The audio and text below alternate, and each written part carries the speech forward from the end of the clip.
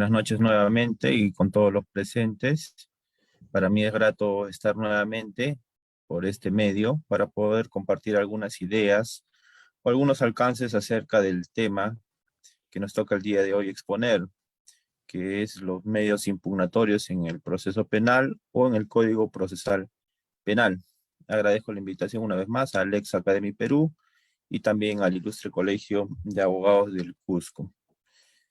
Bien, doctores, iniciamos. He preparado algunas diapositivas, voy a proyectarlas y me confirmas, por favor, Nilton, si es que se puede visualizar. Sí, doctor, sí se puede ver. Si Bien, podríamos poner F5. Ahora sí, doctor, muchas ahora gracias. sí. Bien. Como dije al inicio, el tema que se va a exponer el día de hoy está titulado Los medios impugnatorios en el Código Procesal Penal. Eh, el tema, o el título, mejor dicho, que estaba en la publicidad, y bueno, esto lo digo con un fin académico, obviamente, decía los recursos impugnatorios en el Código Procesal Penal. Particularmente, considero que señalar recurso impugnatorio implica una redundancia, ¿ya, colegas? Y eso también lo aprendí, obviamente, de algunos jefes que he tenido en alguna oportunidad, algunos doctores, que me indicaban eso, ¿no? De que cuando nosotros empleamos el término recurso impugnatorio, estaríamos redundando en términos. ¿Por qué? Porque el recurso, y esto justamente implica o abarca el tema que justamente vamos a tratar el día de hoy, el recurso, jurídicamente hablando, implica impugnación. Y si nosotros decimos recurso impugnatorio, estaríamos redundando de alguna manera los términos, ¿no? O el concepto.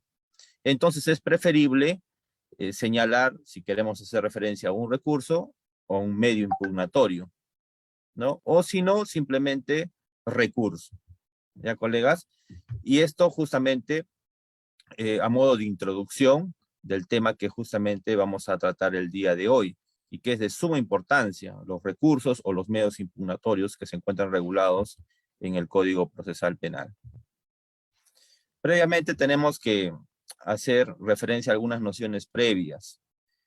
El tema de los recursos o los medios impugnatorios implica necesariamente hablar del derecho a la pluralidad de instancias.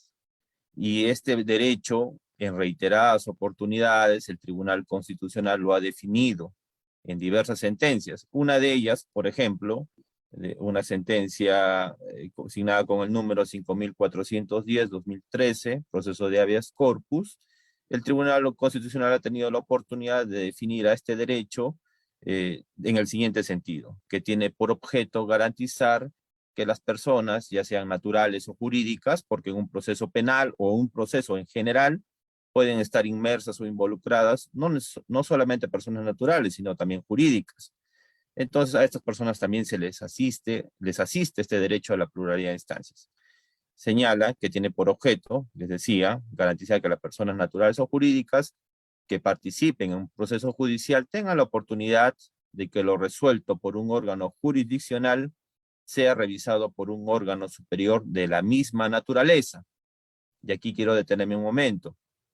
Si una persona natural o jurídica está involucrada en un proceso penal, obviamente de que tiene el derecho a la pluralidad de instancias por medio de un recurso y por lo tanto una sala superior o un tribunal tendrá obviamente la competencia para resolver este recurso. Un tribunal en materia penal, si es un proceso penal, en materia civil, si es un proceso civil. Por eso es que se hace referencia a un órgano superior de la misma naturaleza, siempre que se haya hecho uso de los medios impugnatorios pertinentes.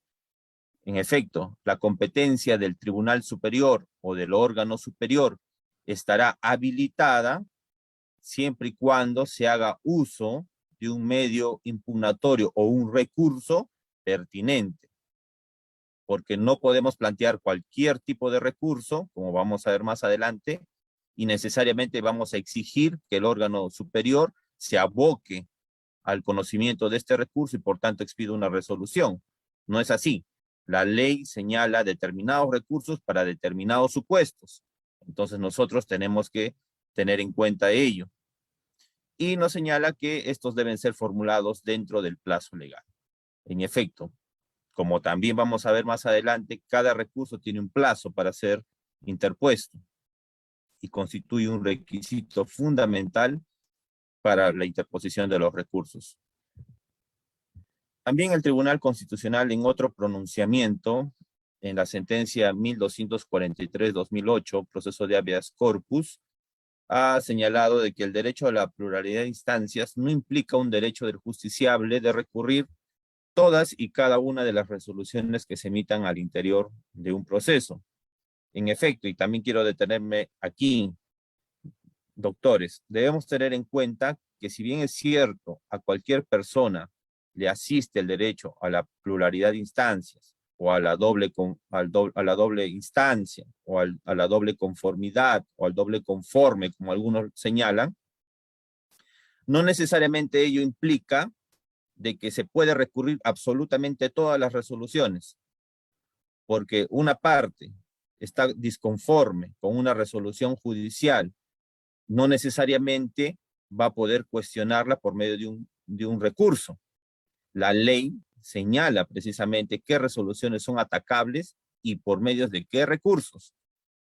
Entonces, no necesariamente, como también nos dice el Tribunal Constitucional, todas y cada una de las resoluciones que se emitan al interior de un proceso podrán ser recurribles, ¿no? Es en este sentido, nos indica que este Tribunal Constitucional ha señalado que se trata de un derecho de configuración legal, correspondiendo al legislador determinar en qué casos, aparte de la resolución que pone fin a la instancia, cabe la impugnación. Estos términos que he subrayado, colegas, derecho de configuración legal, quiero que lo tengan presente siempre. El derecho a la pluralidad de instancias es un derecho de configuración legal. ¿Y qué implica ello? Lo que dije hace un momento, que no todas las resoluciones pueden ser recurribles, por una parte, y la ley señala que en qué supuestos o en qué casos uno tiene habilitado este derecho a la pluralidad de instancias. ¿Ya, colegas? Entonces, es un derecho de configuración legal. Y esto también se relaciona precisamente con el hecho de que los derechos en general no son absolutos, son relativos. No hay ningún derecho de carácter absoluto. Todos los derechos son de carácter relativo. Entonces, una persona no puede indicar de que porque le asiste el derecho a la pluralidad de instancias, puede recurrir absolutamente todas las resoluciones respecto de las cuales no se encuentre conforme. No es así. Entonces, hay que revisar el Código Procesal Penal y verificar en qué supuestos la ley establece o habilita a una persona para que pueda impugnar determinada resolución judicial y por medio de qué recurso. ¿Ya? Entonces hay que verificar eso necesariamente antes de poder interponer un medio impugnatorio. Por eso, reitero una vez más, el derecho a la pluralidad de instancias es un derecho de configuración legal, porque necesariamente corresponde al legislador que precisamente se regulen los supuestos de hecho respecto de los cuales cabe un recurso o un medio impugnatorio. Respecto de qué resoluciones judiciales pueden ser atacables por medios de qué recursos. Y para ello, justamente, tenemos que echar mano al Código Procesal Penal para verificar ello. El derecho a la pluralidad de instancias también pues involucra el derecho de acceso a los recursos, ¿ya? Y aquí ya estamos entrando ya al tema propiamente dicho de los recursos en el Código Procesal Penal. Y nos señala el Tribunal Constitucional nuevamente en un pronunciamiento, expediente 1243-2008, proceso de habeas corpus, que constituye un elemento conformante del derecho al debido proceso, derivado del principio de pluralidad de instancias. Debemos tener en cuenta siempre esto también, colegas. El derecho a la pluralidad de instancias deriva o se encuentra de manera íncita del debido proceso.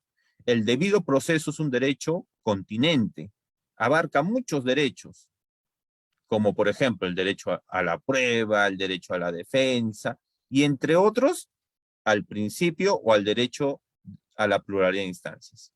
Y dentro de la pluralidad de instancias está el derecho de acceso a los recursos. ¿Ya, colegas? Entonces debemos tener claro ello.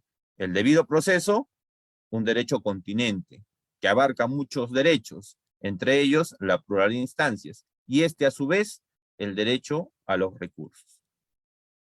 Y nos señala, pues, el Tribunal Constitucional de que esto se encuentra regulado en el artículo 139, inciso 6 de la Constitución Política.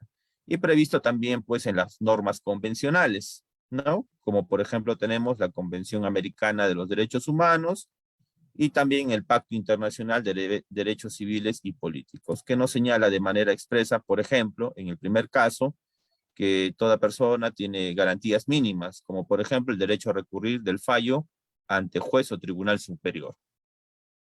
En el segundo caso, en el Pacto Internacional de Derechos Civiles y Políticos, toda persona declarada culpable de un delito tendrá derecho a que el fallo condenatorio y la pena que se le haya impuesto sean sometidas a un tribunal superior conforme a lo prescrito por ley. Bien, y ahora acá entramos ya al tema de los recursos o los medios impugnatorios en el Código Procesal Penal. El Código Procesal Penal, como ustedes bien ya sabrán, regula determinados preceptos generales y formalidades de los recursos.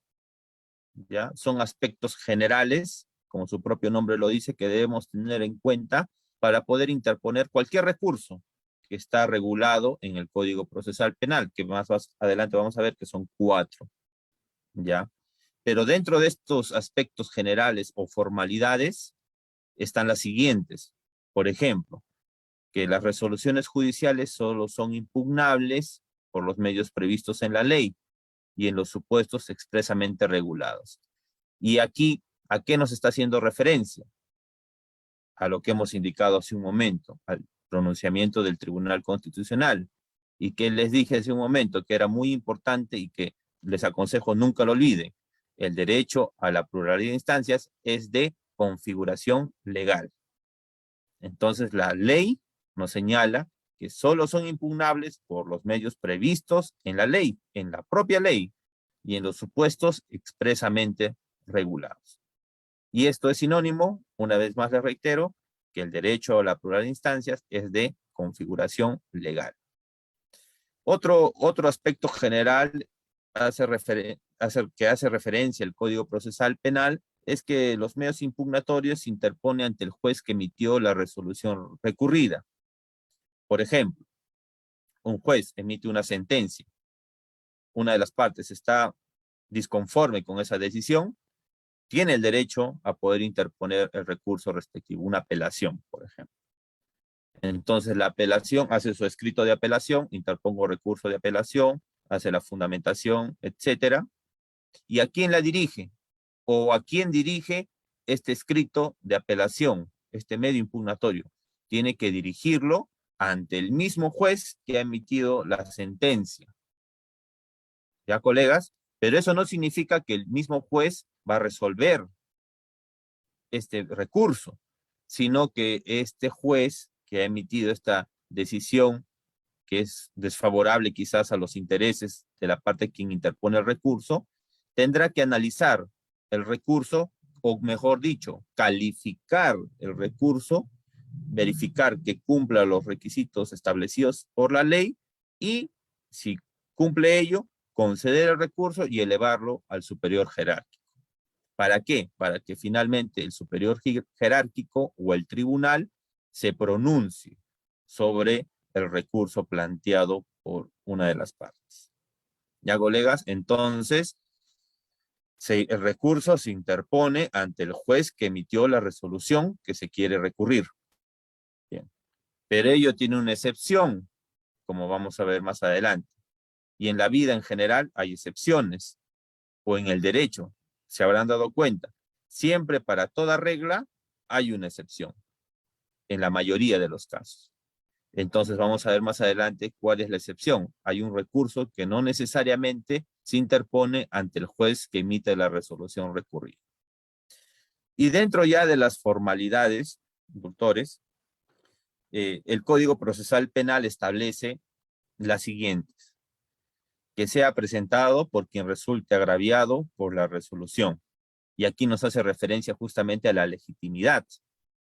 Una parte, una de las partes del proceso penal que se considere perjudicado o agraviado con la resolución judicial que se emita, entonces tendrá derecho a interponer el recurso respectivo, ¿no?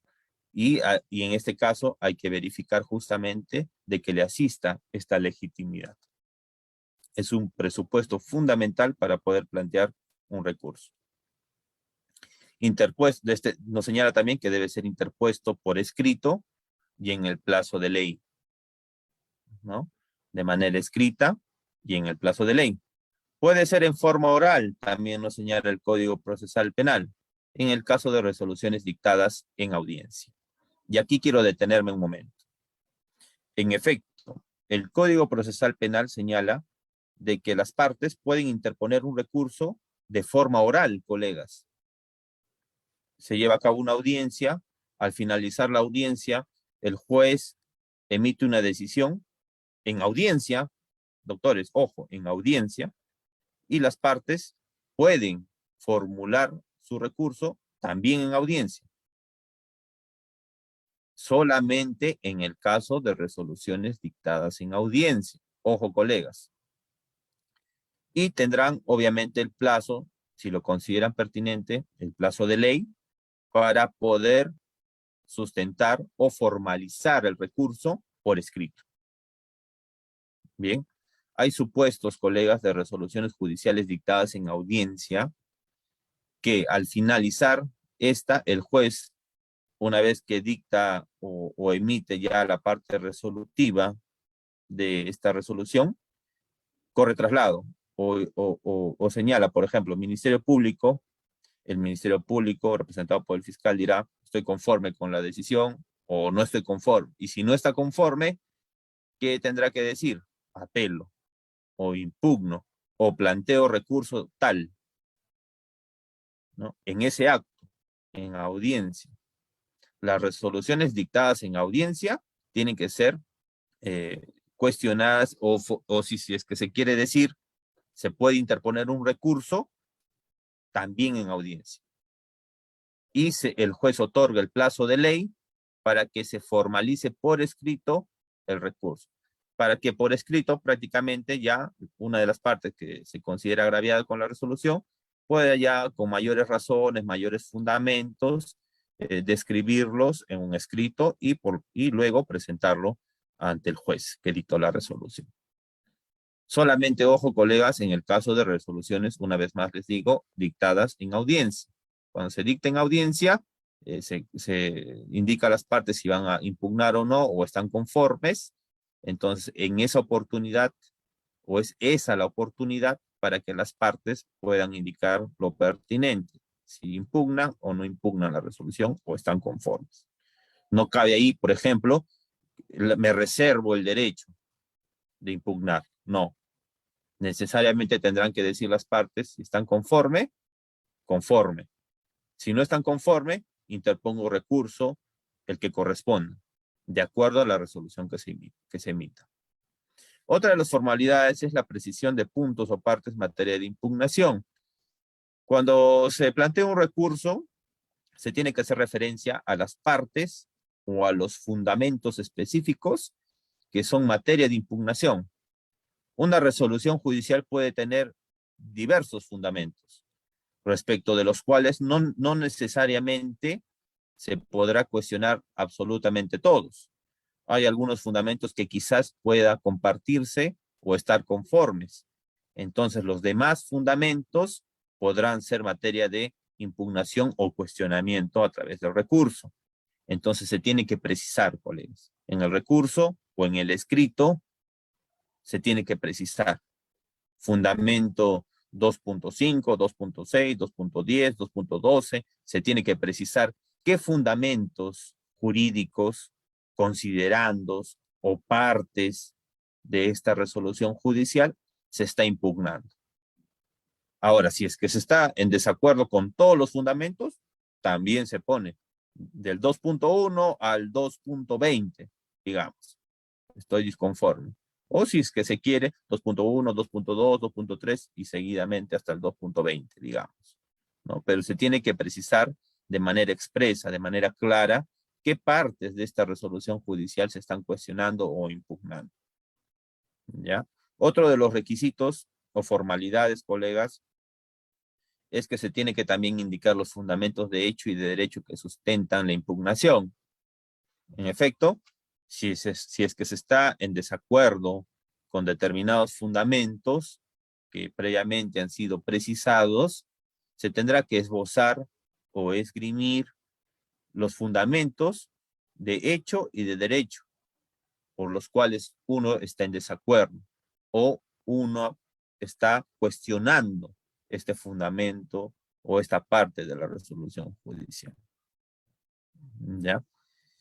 Y al finalizar, nos dice el Código Procesal Penal, se tiene que formular una pretensión concreta, ¿ya? Pero generalmente en los escritos o en los recursos, al inicio se pone la pretensión concreta como una forma de petitorio, ¿no? Petitorio, que al amparo del artículo tal, ¿no? El artículo que regula el recurso que se va a imponer, que se va a interponer, al amparo del artículo tal, interpongo recurso de apelación, digamos, en contra de la resolución número tal, de fecha tal, notificada en tal fecha, dentro del plazo legal, ¿no?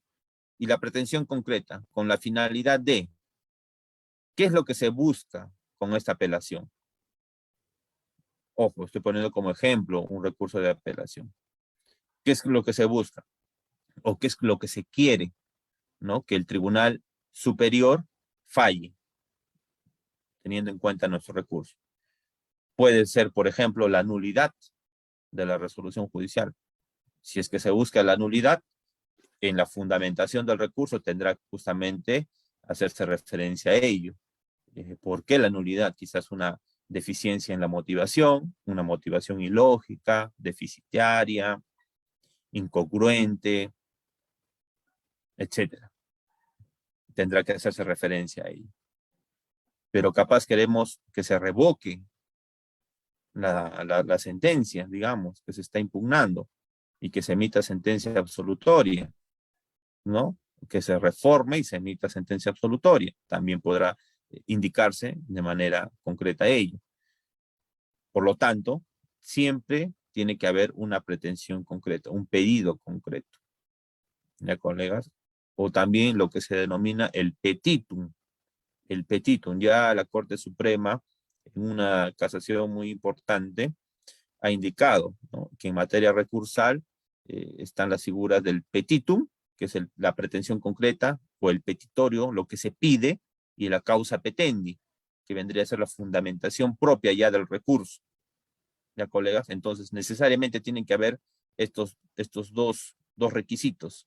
El petitum, que es la pretensión concreta, lo que se quiere o lo que se busca con este recurso, la nulidad, la revocatoria de la resolución, entre otros, y la causa petendi, la fundamentación, como ya hemos hecho referencia, ¿no? Los fundamentos de hecho, de derecho que sustentan la impugnación. Y también otro aspecto muy relevante es el agravio, o el gravamen, como algunos señalan en doctrina. Se tiene que indicar el agravio también, colegas. Es muy importante. La expresión de agravios, como se indica en muchos escritos de impugnación o en muchos recursos, ¿no? Esta resolución me causa agravio porque no ha habido o por ejemplo, en materia de nulidad o deficiencia en la motivación, porque, por ejemplo, ¿no?, esta resolución me causa agravio porque ha existido una motivación ilógica. ¿Por qué ilógica? Porque se ha indicado por una parte ello y por otra parte lo contrario, ¿no? Hay una ilogicidad en la motivación, ¿no? Puede haber un agravio, dos agravios, tres agravios, etc. puede haber cuantos agravios considere pertinente la parte que está cuestionando determinada resolución judicial. Y ya sobre los recursos que reconoce el Código Procesal Penal, que se encuentra regulado en el artículo 400, son los siguientes, 4 en concreto, colegas, son los que de manera expresa regula el Código Procesal Penal: la reposición, la apelación, la casación y la queja. Algunos quizás me dirán aquí, doctor, falta el recurso de elevación de actuados, otros le llaman requerimiento de elevación de actuados, esto en materia fiscal, ¿no? En una investigación fiscal, cuando se archiva un caso o una investigación en primera instancia por parte del fiscal provincial, la parte agraviada o denunciante tiene el derecho a interponer un recurso, que vendría a ser el recurso de queja, algunos lo señalan así, porque está regulado en la Ley Orgánica del Ministerio Público, o expresamente, como lo indica el Código Procesal Penal, un requerimiento de elevación de actuados.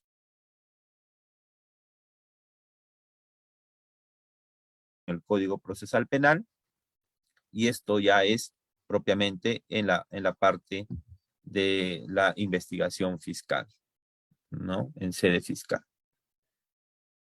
Por eso también,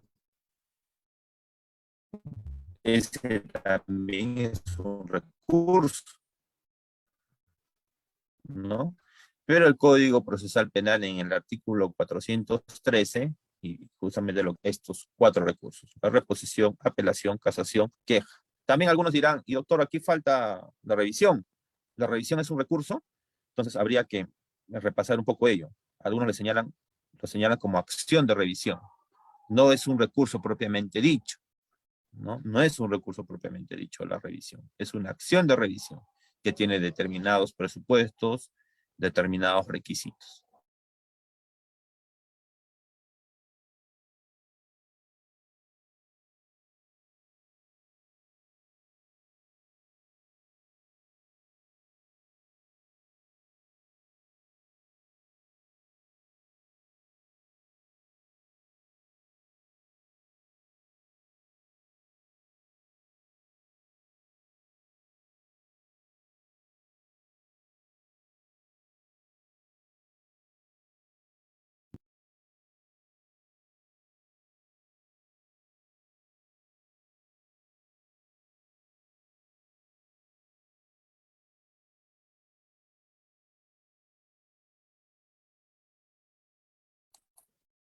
¿Se me escucha? Sí, doctor. Creo que se fue un poco la señal. Creo que sí. ¿Ahora? Ahora sí, doctor, sí se escucha. Bien. Decíamos que hay una particularidad aquí en cuanto al recurso de reposición, que nos indica que se puede plantear también durante las audiencias y que solo es admisible el recurso de reposición contra todo tipo de resolución, excepto las finales, y se resuelve en la misma audiencia, ¿ya? Ahora ustedes me dirán, ¿y un ejemplo, doctor, de recurso de reposición que se pueda plantear en audiencia? Porque dice contra todo tipo de resolución, excepto las finales. Un ejemplo que yo podría poner es cuando en una audiencia está declarando, por ejemplo, un testigo. Se plantea una objeción. Objeción, pregunta sugestiva, digamos. El juez desestima, ¿no? Infundada esta objeción, prosiga, conteste testigo. Si esta parte que ha planteado la objeción considera que esta resolución, porque es una resolución, está resolviendo algo sencillo, sí, el juez, pero al final de cuentas está resolviendo por desestimar esta objeción, puede plantear en ese acto reposición. Señor juez, plantea una reposición a esta decisión que desestima la objeción formulada por pregunta sugestiva. Entonces el juez tendrá que resolver en ese acto. Pero para ello, obviamente, la parte que plantea este recurso tendrá que justificar, ¿no? ¿Por qué lo hace? Fundamentar brevemente quizás, pero sí, justificar en audiencia. Planteo este recurso de reposición por los siguientes motivos. de manera muy breve, puntual, y el juez resolverá. Y esta resolución ya es inimpugnable, en audiencia, ojo colegas, en audiencia, no es por escrito, en audiencia. Más bien las resoluciones que se dictan al final de las audiencias ya no pueden ser objeto de reposición, ¿no? Ya serán objeto de una apelación quizás, ¿no? Y se resuelve, nos señala, como les decía hace un momento, la propia ley, se resuelve en la misma audiencia. Y este auto que resuelve la reposición es inimpugnable. La apelación como segundo recurso, que se encuentra regulado en el artículo 416 y siguientes del Código Procesal Penal. Y aquí hay dos partes en cuanto al recurso de apelación. Una apelación respecto de autos y otra apelación respecto de sentencias. En el primer caso, vemos que la competencia es de la Sala Penal Superior, ya que es el órgano jerárquicamente superior, por ejemplo, a un juzgado unipersonal, un juzgado colegiado. La Sala Superior es el ente o el Tribunal Superior, ¿no? El plazo para interponer este recurso es de 3 días. Si se declara inadmisible por alguna cuestión de formalidad, quizás se podrá plantear reposición, ¿no? La misma ley señala de que en este caso, de que si se declara la inadmisibilidad del recurso de apelación, podrá plantearse reposición, ¿ya? Es muy interesante.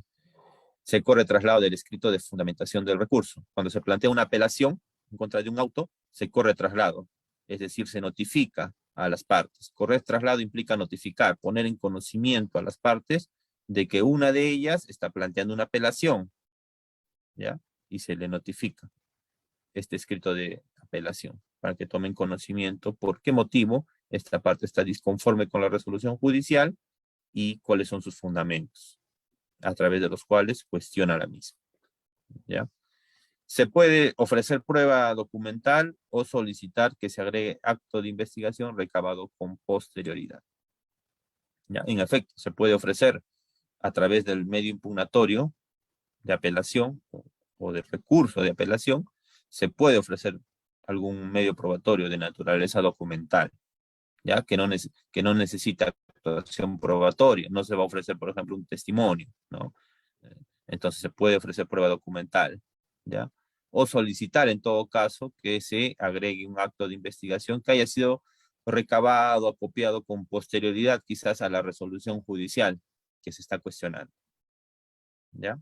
Es un tema muy importante también que se debe tener en cuenta. Se resuelve previa audiencia con los sujetos procesales, ¿no? La Sala Penal Superior tendrá que convocar a una audiencia, ¿no? Una vista de la causa, como conocen algunos, ¿no? Para que los sujetos procesales concurran a la misma y el sujeto procesal que está impugnando el auto o la resolución judicial pueda justamente fundamentar el mismo en la audiencia. Y el plazo para resolver es de 20 días. En cuanto a la apelación de sentencia, vemos que la competencia es la Sala Penal Superior, plazo 5 días. De similar manera, si se declara inadmisible, se podrá plantear reposición. Se notifica o se pone en conocimiento también el recurso de apelación a las demás partes. Se puede ofrecer medios de prueba.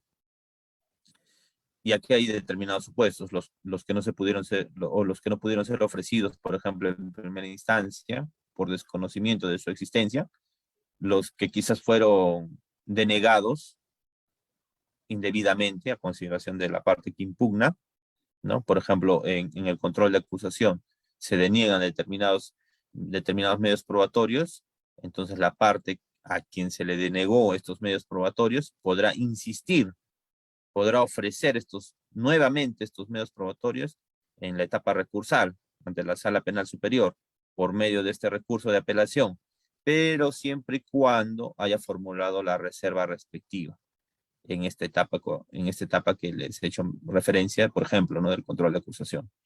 Se le deniega, ¿está conforme, señor abogado? Formulo reserva.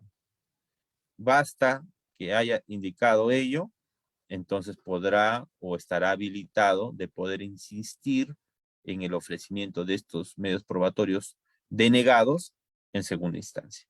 ¿no? Pero con una especial fundamentación. También se puede ofrecer aquellos medios de prueba admitidos que no fueron practicados por causas no imputables al recurrente. Quizás se olvidaron las partes o el juez, ¿no? De poder actuar algún medio probatorio en el juicio oral, por ejemplo. Entonces, que no haya sido por una causa imputable al recurrente o a quien esté impugnando, entonces podrá ofrecerse este de prueba para que pueda actuarse en la etapa recursal, ¿no?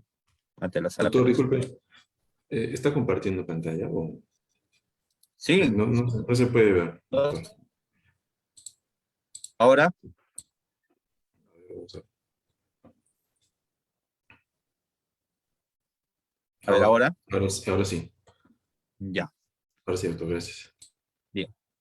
Sí, doctores, como les decía, en la apelación de sentencia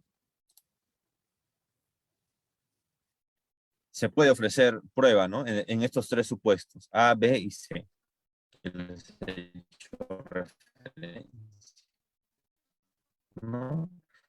La resolución que resuelve la admisibilidad de los medios de prueba es impugnable. No se puede probatorio que se ofrezca en segunda instancia, ya no se puede impugnar ello. Y la prueba actuada en audiencia y prueba pericial, documental, preconstituida y anticipada, también se tendrá que actuar, como su nombre lo dice, en esta audiencia de segunda instancia. No se puede otorgar diferente valor a la prueba personal sujeta a inmediación, salvo que se cuestione con otra prueba.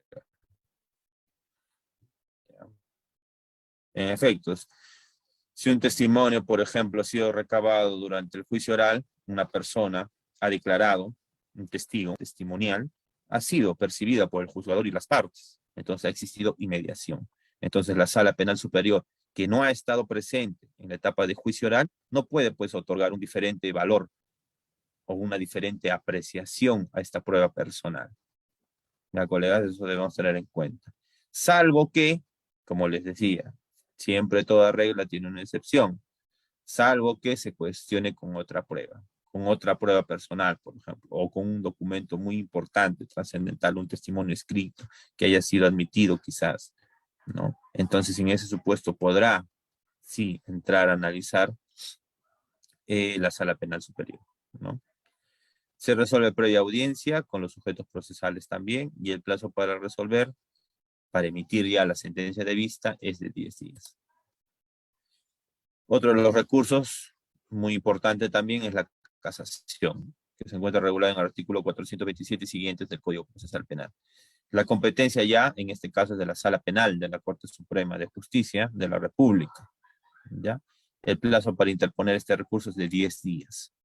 ¿Ya? Y procede contra sentencias definitivas, autos de sobreseimiento y autos que ponen fin al procedimiento, ya sea que extingan la acción penal o la pena o deniegan la extinción, conmutación, reserva o suspensión de la pena, expedidos en apelación por las salas penales superiores. ¿Ya? O sea, procede contra una resolución que haya sido expedida por una sala penal superior en materia de autos de sobreseimiento y todo lo demás que se ha indicado. Sentencias definitivas también. Pero este recurso de casación tiene determinados requisitos.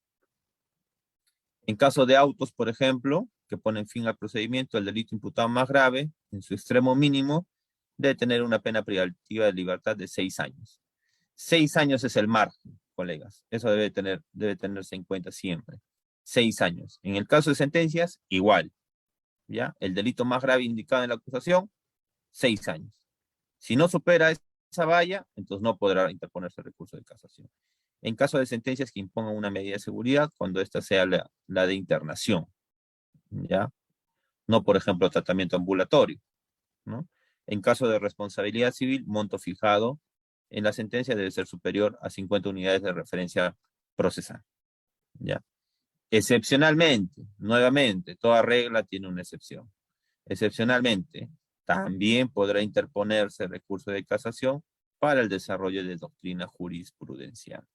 Y en este supuesto, por ejemplo, ya la Corte Suprema en reiterados pronunciamientos ha indicado de que si es que se va por este requisito o por este supuesto, de desarrollo de doctrina jurisprudencial, tendrá pues que hacerse la propuesta de desarrollo de doctrina jurisprudencial y fundamentar, obviamente, ¿no? Con quizás de una manera, haciendo un mayor énfasis quizás en la fundamentación, por qué motivo la Corte Suprema tendría que desarrollar eh, doctrinariamente y jurisprudencialmente determinado tema que se ponga en cuestionamiento, ¿ya? Y se tiene que proponer este desarrollo jurisprudencial o de doctrina jurisprudencial. ¿Ya, colegas?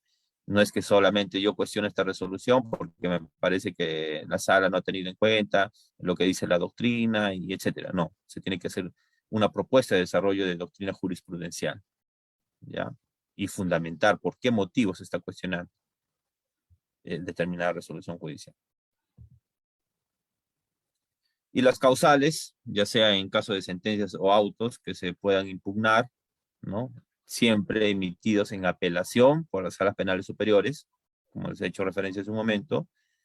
Básicamente son 5, cuando se inobserva garantías constitucionales, de corte procesal o material, indebida o errónea aplicación de estas garantías, inobservancia de normas legales de carácter procesal, indebida aplicación o falta de aplicación de la ley, otras normas necesarias para su aplicación quizás, falta o manifiesta ilogicidad de la motivación, también es un tema muy importante, el aspecto de la motivación, de la argumentación, de la decisión, o de la justificación interna, externa de la decisión judicial, cuando el vicio resulte de su propio tenor, ¿no?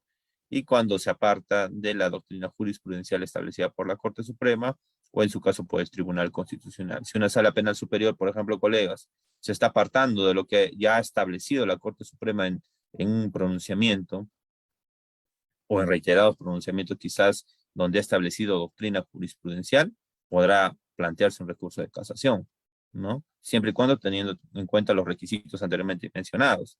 O también de ser el caso cuando la Sala Penal Superior se aparte de un pronunciamiento expedido por el Tribunal Constitucional, de un criterio ya establecido por el Tribunal Constitucional, también podrá interponerse este recurso de casación por esta causa. Y otro de los recursos es la queja, artículo 437 y siguientes del Código Procesal Penal. Procede contra resolución que declara inadmisible un recurso de apelación. Ya, colegas, se plantea un recurso de apelación. La Sala Penal Superior declara inadmisible este recurso, ¿no? Entonces podrá plantearse este recurso de queja. ¿Para qué? Para que se conceda el recurso, no para que se entre a analizar el fondo del recurso, sino simplemente para que se conceda. Para que se conceda. ¿Qué significa conceda? Para que se admita este recurso y recién sea elevado al órgano superior respectivo y luego de la audiencia se emita la resolución que corresponde. Luego de entrarse, obviamente, al análisis del fondo del asunto. Procede también contra la resolución que declara inadmisible el recurso de casación. Similar manera, como les dije, para que se pueda admitir el recurso o conceder, ¿ya? No necesariamente, o mejor dicho, no para entrar al fondo del análisis del recurso, solamente para que se pueda conceder o admitir este recurso. Se interpone ante el órgano jurisdiccional superior del que denegó el recurso. Y aquí está la excepción que les he hecho mención hace un momento, colegas. Decíamos que todos los recursos se interponen ante el mismo juez que emitió la resolución, pero esta es la excepción. El recurso de queja no se interpone ante el juez o ante el órgano jurisdiccional que emita la resolución, sino se interpone ante el órgano jurisdiccional superior. Ya, colegas, esa es la excepción. Este recurso es la excepción a los demás recursos. ¿Ya? Su interposición no suspende la tramitación ni la eficacia de la resolución judicial denegatoria. Si se declara fundada, y aquí viene lo que les he dicho hace un momento, se concede el recurso y se ordena al juez que envíe la causa o ejecute lo que corresponde. Bien, colegas, entonces se admite el recurso, si es que se declara fundada la queja, se admite el recurso y se eleva al órgano superior y se ordena que se eleve la causa al órgano superior para que este órgano superior recién entre a analizar el fondo del asunto. Bien, colegas, muy agradecido por la atención brindada y también nuevamente agradecido con Nilton y también con Lex Academy y el Ilustre Colegio de Abogados del Cusco por la invitación para esta breve exposición. Estoy dispuesto a las preguntas que puedan formular o a las consultas que tengan sobre el tema que acabo de exponer. Sí, doctor. Tenemos la pregunta del doctor Johnny Peña. Bueno, está en el chat, le voy a dar lectura, doctor. Dice, doctor, buenas noches. En el caso de que la sala penal notifique el auto que declara inadmisible el recurso de apelación, ¿por qué no ha precisado la pretensión concreta? Dice, ¿no? ¿Se debe interponer, esta sería la pregunta, reposición o recurso de queja de derecho? Dice. Bien, colega, es una pregunta muy importante, muy interesante, ¿no?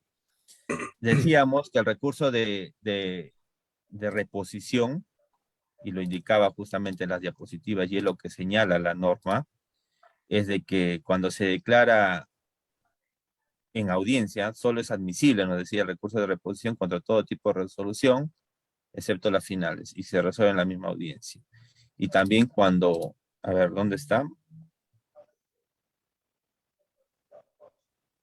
Decíamos que se puede plantear también reposición en el caso de autos, ¿no? Cuando se declara inadmisible. Si se declara inadmisible, se podrá plantear reposición. ¿Qué es lo que sucede en la práctica judicial, colegas?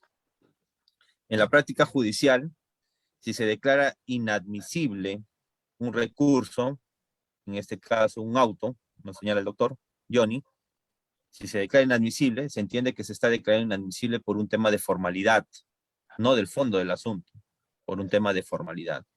¿Y qué se puede plantear? Una reposición o un recurso de queja. Yo optaría por el recurso de reposición, por un tema de queja. El recurso de queja ya es la última opción, cuando ya se entra un poco a analizar por qué es que no correspondería conceder este recurso de apelación. Bien, colegas, el órgano jurisdiccional respectivo entra ya a analizar, sin entrar al fondo, por qué motivo no podría concederse este recurso, por qué motivo no podría elevarse la causa al órgano superior. Entonces, independientemente de las formalidades que quizás no se haya observado, ¿no? Como por ejemplo nos señala aquí la pretensión concreta, que es un requisito fundamental. Entonces, eh, como dije hace un momento, en el caso que un auto que declare inadmisible el recurso de apelación porque no se ha precisado la pretensión concreta o recurso de queja. La misma ley, recurso de reposición. Muy bien, ¿Otra doctor. consulta, colegas? Creo que sí, la doctora había levantado la mano, no sé si sea doctor o doctora, pero ¿puede usted? Buenas tardes, buenas noches. Mi nombre es Draven César Ringuailla. Quería hacerle una pregunta, doctor. Primero agradecer y felicitar, me parece muy interesante su ponencia. Hay un temita que me resulta interesante. No sé si me escucha. Sí, doctor, sí lo escucho. Correcto, le agradezco. Bien, mire, el artículo 405.1.c establece los presupuestos específicos del recurso de todos los recursos, incluidos los de apelación, los de reposición, etcétera. Lo que usted ha señalado, ¿correcto? Ahora, se establecen los presupuestos formales que son novísimos que establece este nuevo código en razón al anterior Código de Procedimientos Penales. Si bien es verdad que el control de admisibilidad se plantea una vez admitida a trámite el recurso de apelación y que se concede los 5 días correspondientes para la absolución de los, en este caso, a la otra parte, ahí se plantea un control de admisibilidad sobre los presupuestos cuando no, el recurso no cumple con los presupuestos específicos que establece el 405.1.c del Código Procesal Penal. La pregunta está en ese extremo. Acá en Cañete, porque yo trabajo en Cañete, el control de admisibilidad se viene realizando en audiencia. Es decir, momentos antes de asumir el tema de fondo, llamémoslo así, el tema de fondo, vamos a un tema de formalidad, ¿no? Un tema de formalidad. Ahí se analiza, si se plantea un control de admisibilidad, que incluso puede ser de oficio, ¿ya? Se analiza si es que el recurso de apelación cumple los presupuestos. Uno, la pretensión concreta, que incluye de manera stricto sensu el petitorio, que puede ser revocación o nulidad. No es innulidad, no. O revocación, y si no es revocación, es nulidad. Uno. Dos, la reforma, que cuando es nulidad puede ser nuevo proceso, nuevo juicio, y cuando es revocatoria, en el caso de las sentencias condenatorias, podría ser una sentencia absolutoria. Y la congruencia en los fundamentos, porque si se plantea nulidad, tiene que identificarse primeramente los errores de motivación o los errores de procedimiento, y si se plantea revocación, tendrá que identificarse los errores de fondo, ¿cierto? Correcto. Y por lo tanto, tiene que haber congruencia. El segundo presupuesto está en la identificación de las partes y o puntos que establece la recurrida, y el tercer tema es la norma de debate, o sea, la norma que ampara la pretensión del apelante. Bien, cuando se dan estos presupuestos, entonces se declara infundado el control de admisibilidad, pero si falta el cumplimiento de uno de sus presupuestos en el recurso de apelación, un recurso, entonces se declara fundado el control de admisibilidad. Para las sentencias no hay autocontrol, hay autocontrol porque antes de la sentencia el apelante puede desistirse de algún elemento que le, es decir, como que le está fallando, ¿no? Un tema de saneamiento. En el tema de autos no es así porque la norma no lo establece. La pregunta es en ese extremo. Si bien es verdad que se hace esto en audiencia, antes de pasar al tema de fundabilidad, el código no lo señala, pero se hace con el tema de que estamos en un proceso oral, público, garantista, ¿no? Basado en la contradicción, fundamentalmente las garantías que establece este nuevo modelo. Pero, si bien es verdad, decimos que el código no lo señala, pero también es verdad que he visto que en otras sedes judiciales lo hacen en gabinete, ¿no? La pregunta está, estoy conversando, usted me dice que es de Tacna, no sé cómo lo hace, cómo resuelve la Corte en Tacna, ¿no? Porque mire, en algunas ciudades, algunas sedes judiciales lo hacen en audiencia, nosotros lo hacemos en audiencia. También he visto que en algunas ciudades, en Trujillo lo hacían en audiencia, en San Martín lo hacían en gabinete, en otras ciudades no lo hacen.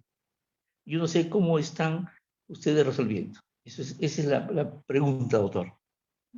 Gracias, doctor. Gracias por su comentario o consulta. Entiendo de toda la pregunta que, por ejemplo, se interpone un recurso, se hace la calificación del recurso por el órgano jurisdiccional ante quien se interpuso, en este caso un unipersonal colegiado,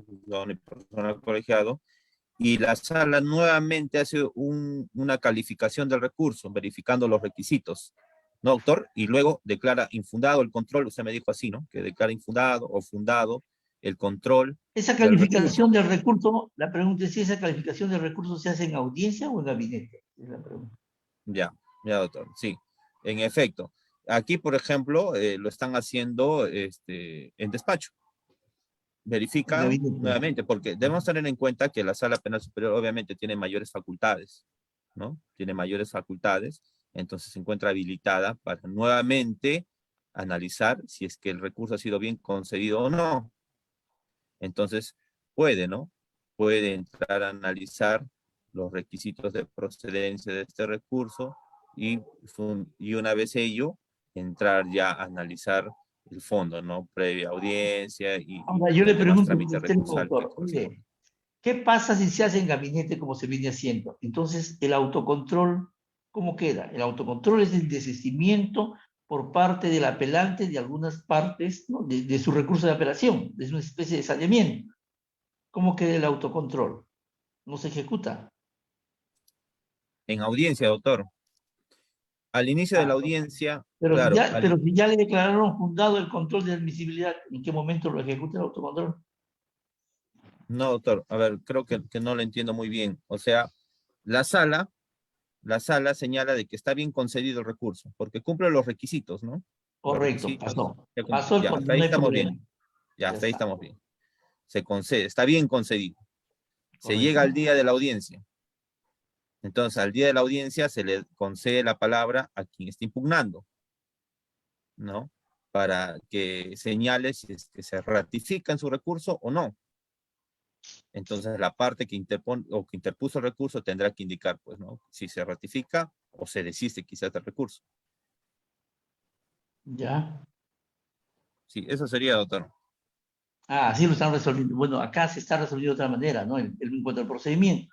Se concede el recurso, llega el momento, se señala día y hora para la audiencia. En este caso, nosotros, Ministerio Público, planteamos un control de admisibilidad, que se va, el control de admisibilidad o el de oficio, si es que no se planteó, se va a resolver en audiencia. Previamente, antes de pasar al tema de fondabilidad, iniciado el proceso, el director de debates le dice pues al apelante, ¿se ratifica o se desiste en su recurso de apelación? Dice, no, me ratifico. Pero es en ese momento que puede hacer un autocontrol. La norma lo permite. Puede desistirse de todo o algunas partes de su recurso. Es decir, ¿qué pasaría si es que precisó en su recurso fundamentos de nulidad y de revocación y su pretensión concreta de revocación? Puede desistirse de algunos fundamentos de revocación si es que su pretensión es de nulidad o viceversa, ¿no? Puede desistirse, eso se llama el autocontrol. Saneado eso, si se hace un análisis, si es que se plantea el control de admisibilidad, se hace un análisis, si es que procede el recurso, se declarará fundado el control de admisibilidad y nulo el concesorio, ¿no? Inadmisible, perdón, el recurso de apelación y nulo el concesorio de elevación de actuados. Caso contrario, si se declara infundado el control de admisibilidad, entonces se pasa al tema de fondo. Así se está resolviendo, ¿no? Porque es un tema Ah, más ya. garantista. A eso íbamos nosotros, ¿no? Eso íbamos. Ah, ya, doctor. Le agradezco, doctor, su información y su apreciación. Muchísimas gracias. A usted, doctor. A usted. Gracias.